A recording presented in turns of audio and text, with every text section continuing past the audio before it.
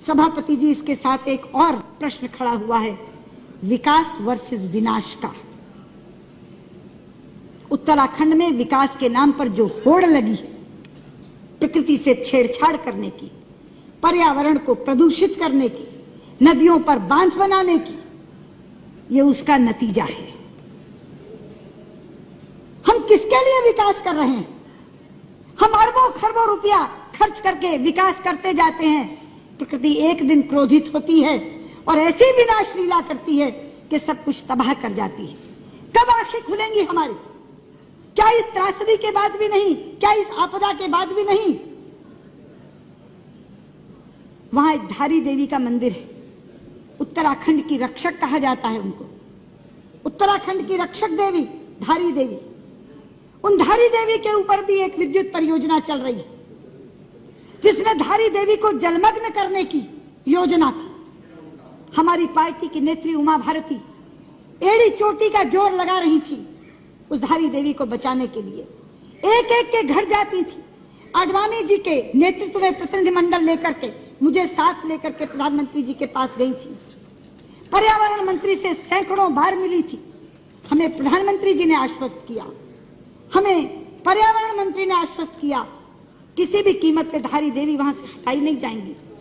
धारी देवी की मूर्ति अलग है, मगर धारी देवी वो शिला है जिस शिला को बचाने के लिए हम कह रहे थे।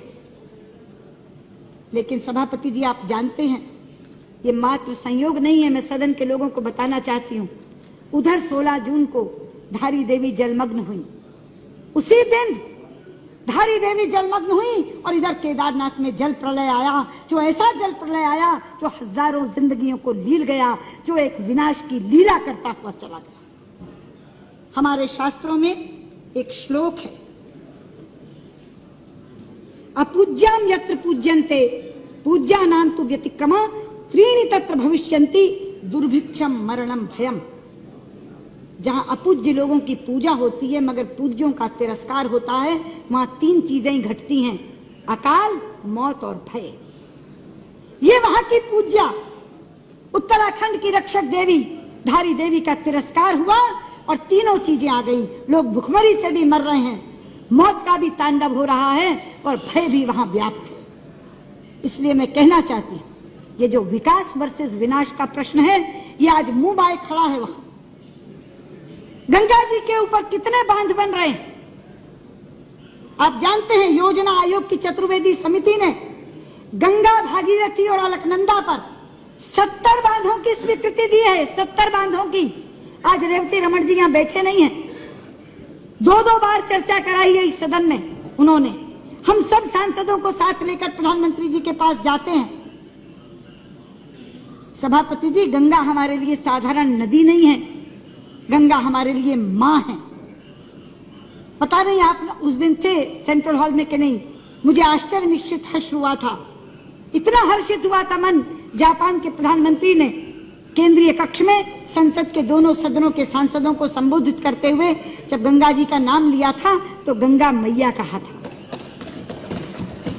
वो लोग हमारी भावना की कद्र करते हैं, वो हमारी आस्था की कद्र करते हैं। वो गंगा जी को गंगा मैया कहकर संबोधित करते हैं और हमारे लोग गंगा मैया को सुरंग में डालने की योजना बना रहे हैं। गंगा जी की धारा अविरल बहे, गंगा जी की धारा निर्मल बहे, इसके लिए हम लोग प्रयास में लगे हुए हैं। लेकिन गंगा जी को जो लोग सुरंग में डालना चाह रहे हैं, उस उत्तराखंड के लोगों को इस तरह की आपदाएं सहनी पड़ रही हैं, जिसका शिकार पूरे का पूरा देश बनता है। इसलिए मैं आज यहाँ खड़ी होकर ये कहना चाहती हूँ, धारी देवी को पुनर्स्थापित करने का काम करिए। मैं यहां से मांग करती हूं, गंगा मैया पर बनने वाले सारे बांधों को निरस्त करिए। जितना मर्जी पैसा उस पर खर्च हो चुका होगा, जो पैसा आपके राहत और पुनर्वास पे खर्च होने वाला है वो उससे कहीं कम होगा। जितना मर्जी पैसा खर्च हो गया हो, मत दिखाइए हमें वो एस्टिमेट्स, मत बताइए कि इतना पैसा खर्च हो गया। अमूल्य जिंदगियां जा रही हैं, खत्म हो रही हैं।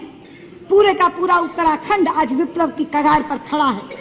इसलिए मैं आपसे कहना चाहती हूं, गृह मंत्री जी, गंगा मैया पर बनने वाले सारे बांध निरस्त कर दीजिए, धारी देवी को पुनर्स्थापित करिए।